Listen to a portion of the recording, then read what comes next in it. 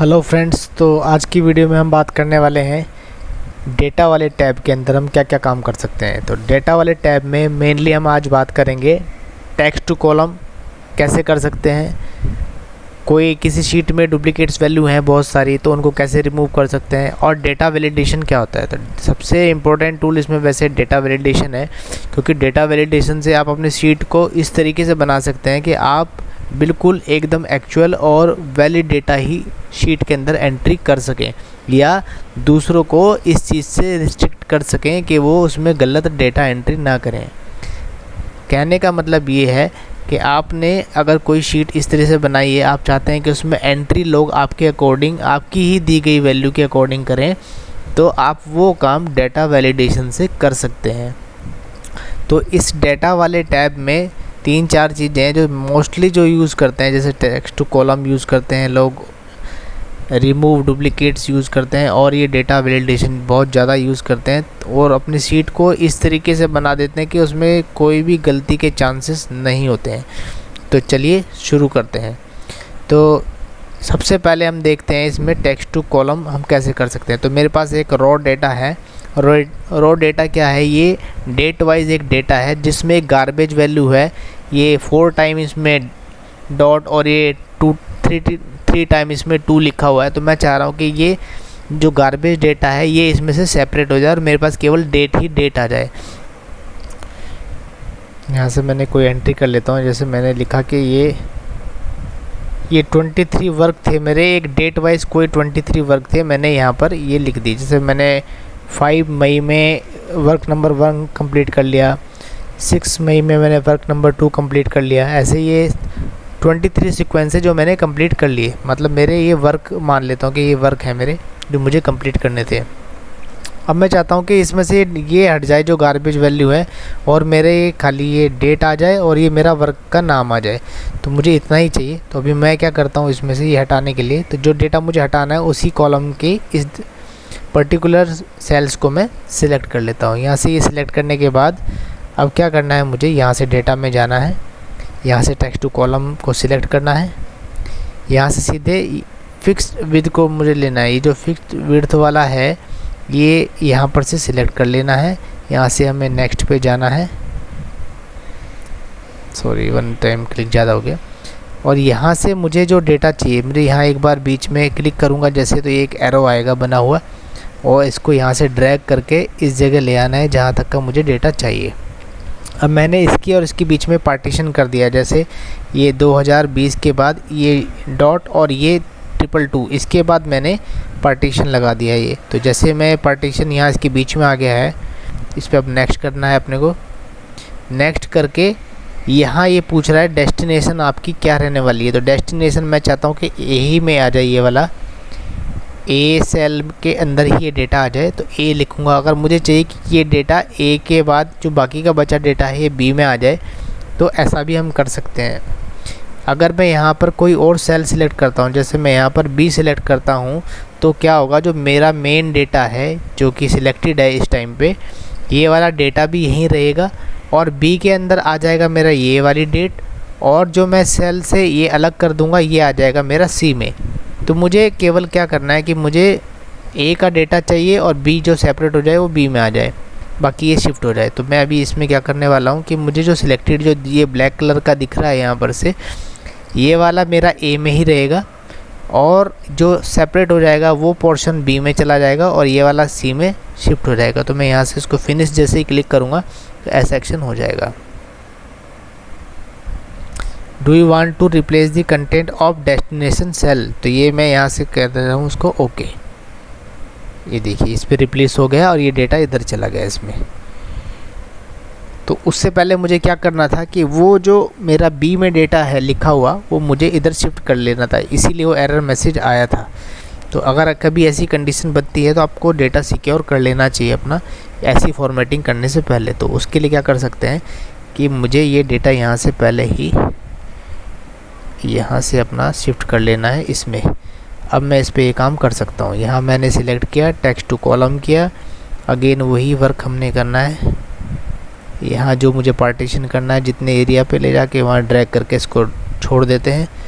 फिर इसके बाद नेक्स्ट। जो सिलेक्टेड हो गया है, ब्लैक हो गया है, वो हमारा इसमें से अलग हो जाएगा और इसमें से ये वाला हिस्सा भी अलग होके दूसरे सेल में और या इसके बराबर वाले कॉलम में आ जाएगा।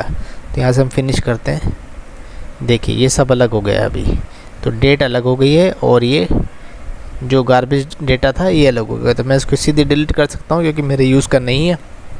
और यहाँ से मेरा जो वर्क था मैं इसको सीधे यहाँ वापस लाना चाहूँ तो इसके सामने ला सकता हूँ बस।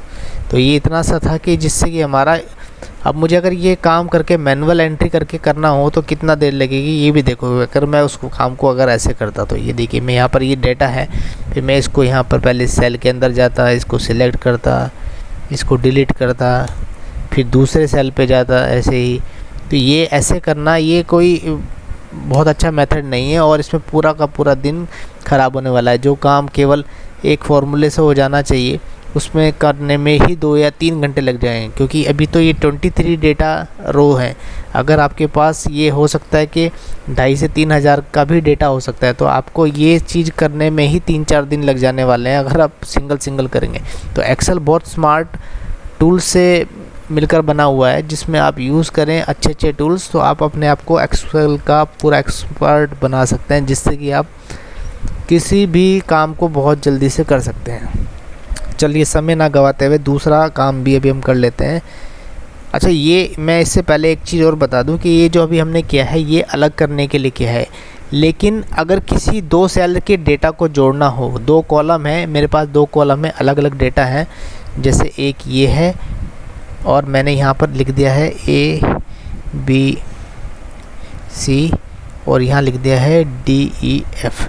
अगर मैं चाहता हूँ ये सेल का डेटा और ये सेल का डेटा भी जुड़ जाए तो उसके लिए कमांड होती है इंटरसेप्ट। तो ये वाली कमांड हम नेक्स्ट वीडियो में ज़रूर डिस्कस करेंगे डिटेल में, क्योंकि 2-3 तरीके से हम इसको करके देखेंगे। इंटरसेप्ट से आप ये वाले को 2 कॉलम के डेटा को एक ही जगह ज्वाइन कर सकते हैं, तो इसको ज़रूर करेंगे।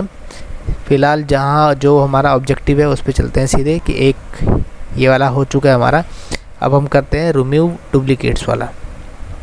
तो रिमूव डुप्लीकेट के लिए मैं एक डेटा लिख लेता हूँ, एक पर्टिकुलर एरिया सेलेक्ट कर लेता हूँ कि इसमें मैं डेटा लिख लेता हूँ कि डुप्लीकेट डेटा को मुझे डिलीट करना है। ये वो कमांड है। मैं मान के चलता हूँ कि मेरे पास कुछ डेटा हैं, जैसे कि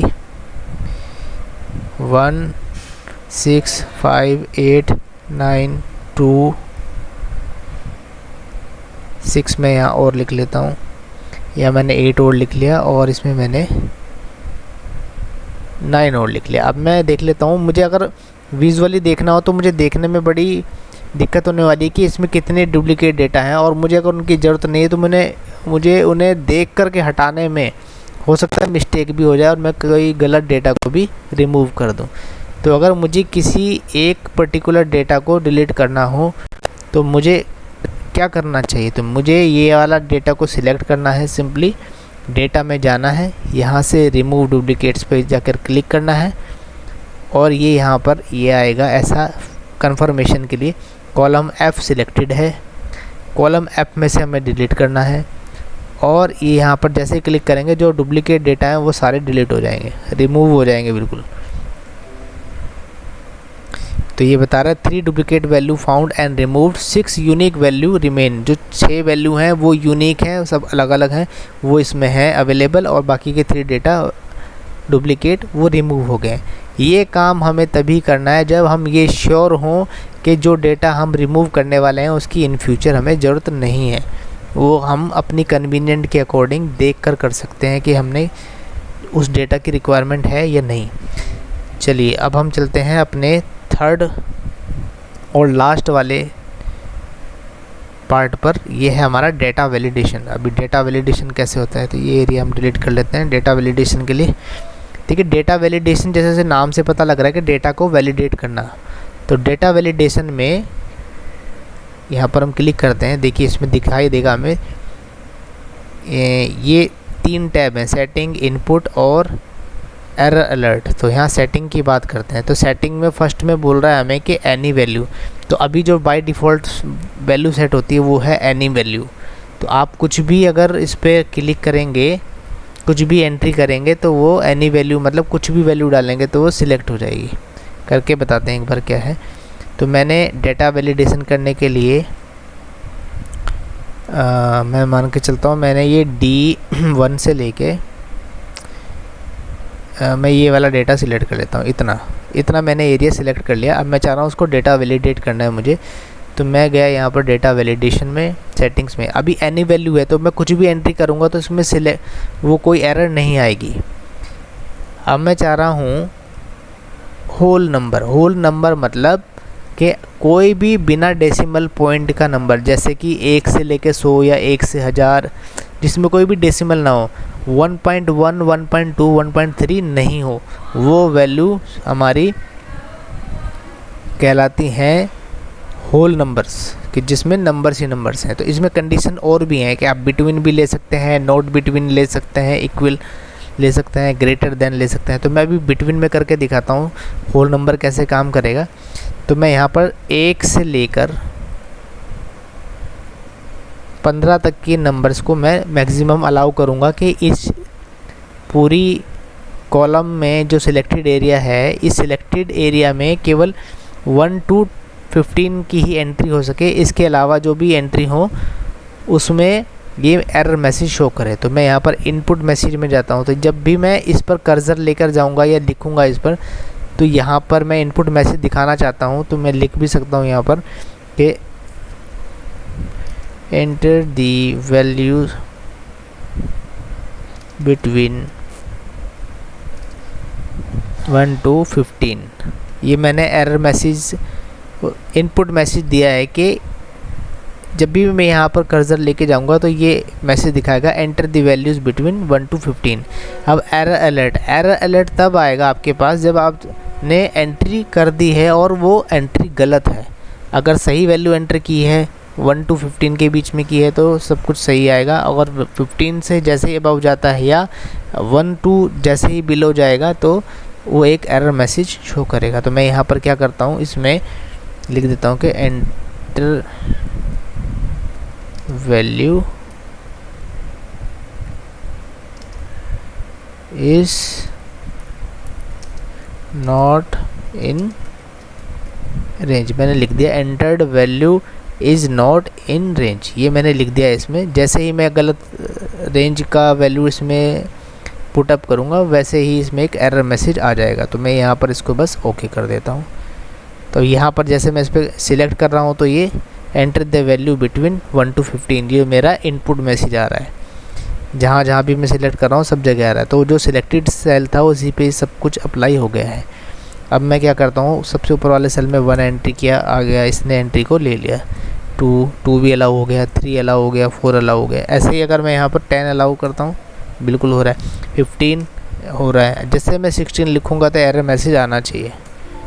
देखिए यहाँ पर एरर मैसेज आया है entered value is not in range. तो जो मैंने वहाँ पर मैसेज लिखा था वही मैसेज यहाँ पर शो कर रहा है। तो यहाँ पर यूज़र को दिखता भी रहेगा साथ में इनपुट क्या लिखना है, और अगर गलत लिखता है तो वो एंट्री नहीं लिख सकता। इसका मतलब उसको हम रीट्राई के लिए दे सकते हैं। अब वो 14 लिखे तो 14 ले लिया, फिर से अगर उसने इसमें 20 डाल दिया तो ये फिर मैसेज आ जाएगा। तो इस तरह से हम किसी भी यूज़र को रोक सकते हैं कि वो गलत एंट्री ना करे। अब इसी में हम दूसरा देखते हैं क्या होता है। तो मैं सेल को डिलीट कर देता हूँ। ये पूरा कॉलम मैंने इसमें से हटा दिया है इसमें से, क्योंकि हमने डेटा वैलिडेट कर चुके हैं। अब मैं कॉलम ई पकड़ लेता हूँ इस बार। अभी सेटिंग्स में जाते हैं। अब करते हैं बात हम डेसिमल नंबर की। तो डेसिमल नंबर्स में वो नंबर आपको केवल डेसिमल वैल्यू ही अलाउ करने वाला है कि आप इसमें कभी भी होल नंबर नहीं लिख सकते। अब कैसे, तो डेसिमल सिलेक्ट कर लेते हैं। डेसिमल में मैं चाह रहा हूँ कि बिटवीन आए, तो मैं चाह रहा हूँ कि इसमें मिनिमम वैल्यू लिखे कोई भी 0.01 और मैक्सिमम लिखे 0.99 डेसिमल वैल्यू लिखे। और ऐसे भी ले सकते हैं 1.12, 1.13, इस तरीके से ले सकते हैं 2.23, मतलब लिखने हैं डेसिमल वैल्यू के बाद, यानी कि इस पॉइंट के बाद भी वैल्यू होनी चाहिए। जो भी आप यहाँ डेटा एंट्री करेंगे वो होल नंबर नहीं होना चाहिए। होल नंबर मतलब 1, 2, 3, 4 की फॉर्म में नहीं होना चाहिए। तो मैंने यहाँ पर ये लिख दिया 0.01 से 0.99 तक एंट्री हो सकती है। और यहाँ पर इनपुट मैसेज मैंने लिख देता हूँ इसको कि enter the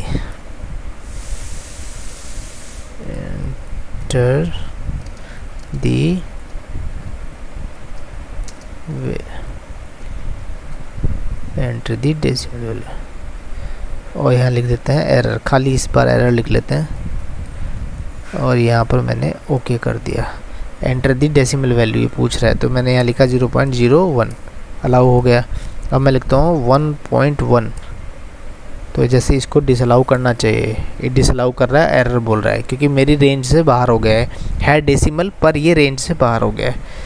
तो रीट्राई करते हैं, 0.99 लिखते हैं, तो ये देखिए इसमें अलाउ कर दिया। तो ये हमने डेटा वैलिडेशन का ये पार्ट भी हमने देख लिया कैसे काम करता है।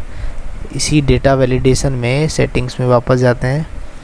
अब हम देखते हैं लिस्ट। तो ये बहुत अच्छा टूल है इसमें कि आप चाहें तो लिस्ट एक बना कर रख लें और उसमें से लोग उसी की लिस्ट की ही वैल्यू इसमें एंट्री कर सकें, उसके अलावा जो भी एंट्री करें वो डिसअलाउ कर दे ये।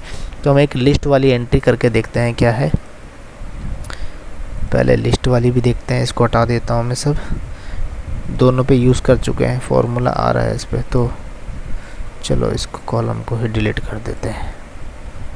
तो अभी क्या करते हैं, यहाँ से हम लिस्ट वैल्यू लेंगे। तो मैं लिखता हूँ यहाँ पर, मान लिया मैं कुछ भी रैंडम लिख लेते हैं, तो मैं जनवरी फरवरी लिख देता हूँ इसमें। ये मैंने यहाँ से अगस्त तक लिख दिया कि अगस्त तक ही एंट्री कर सके कोई चाहे तो, कहाँ, यहाँ इस सेल के अंदर। तो मैं क्या करता हूँ इसमें, यहाँ पर मैंने इस सेल को सिलेक्ट कर लिया और मैं यहाँ से डेटा वैलिडेशन में गया, यहाँ से मैं गया लिस्ट के अंदर। लिस्ट को मुझे बताना पड़ेगा किस सोर्स से आए, तो मैंने सोर्स के लिए ये लिख दिया है, सिलेक्ट कर लिया है सोर्स। ये सोर्स आ गया मेरा M4 to M11, ये मेरा सोर्स हो गया। इनपुट मैसेज में लिख देता हूँ लिस्ट, टाइटल लिखना चाहो लिख सकते हैं, लिस्ट वैल्यू, और यहाँ पर लिख लिया मैंने जो भी। अब इनपुट आपने हिसाब से लिखना चाहे वो लिख सकते हैं। एरर में मैंने खाली एरर लिख लिया है। टाइटल भी दे सकते हैं, चाहे तो टाइटल बार पे लिखा आएगा कि वैल्यू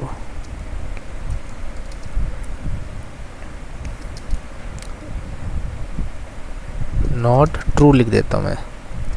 ये टाइटल बार पे लिखा आना चाहिए, जो टाइटल बार है उसका जो मैसेज आएगा, एरर मैसेज उसके टाइटल बार पे आ जाएगा।